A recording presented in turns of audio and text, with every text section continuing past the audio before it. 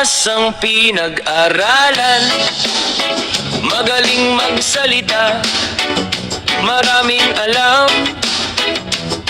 pero nakakalimutan na ang tunay na talino hindi nasusukat sa diploma, nasusukat ito sa respeto, kababaang loob, at tamang pakikitungo sa kapwa. Laging ikaw ang bidan sa bawat usapan, hindi mo pinapakinggan ang opinyon ng iba. Bawat salita mo parang ikaw lang ang tama. Akala mo'y wala nang mas marunong pa. Diploma'y nakasabit sa dingding ng bahay, pero ugali mo'y hindi sumasabay. Matalino ka nga, pero bakit ganon? Marami ang lumalayo dahil sa asal mo. Hindi masamang maging matalino, mas lalong hindi masamang magtagumpay. Pero ang taong marunong rumespeto, siya ang tunay na kahanga-hanga. Edukadong epal, edukadong epal, hindi sapat ang dami ng alam kung ang puso mo'y puno ng kayabangan. Mawawala rin ang tunay na paggalang. Edukadong epal, edukadong epal, makinig ka rin sa iba, dahil ang karunungan mas lalong lumalalim kapag marunong kang magpakumbaba.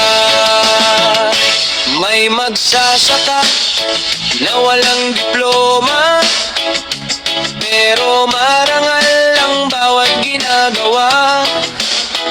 May manggagawang simple ang pamumuhay, ngunit tapat at may malasakit sa bayan.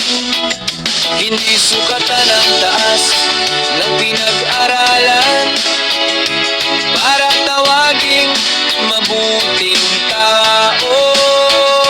Ang tunay na edukado, may puso, may respeto at may dangal.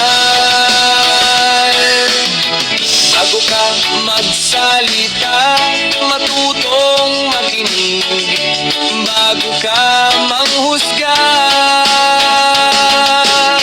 unawain ang iba, dahil ang kaalaman kapag walang kababaang loob, nawawala ang tunay nitong halaga.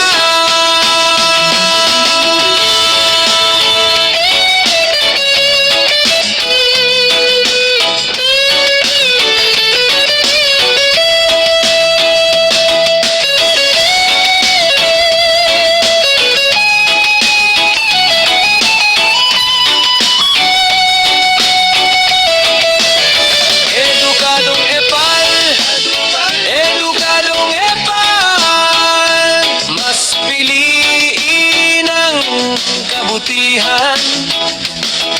Ang tunay na talino, hindi nalalamang, hindi nang mamaliit, at marunong umunawa. Edukadong awal, edukadong epal, ang respeto ay hindi bunga ng diploma, ito'y bunga ng magandang asal, malinis na puso at paggalang sa kapwa.